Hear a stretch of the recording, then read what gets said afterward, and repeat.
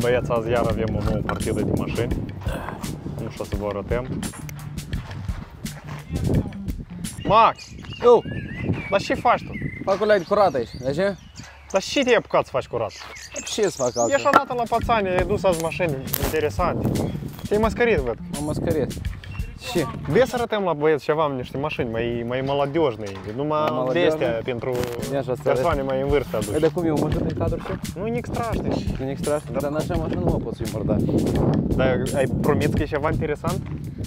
Hai altfel. 2018, 3 kg benzin, 4x4. Cu ce ai mai полный привод? Да, отключаемый полный привод. Да, 6 задние ведущие.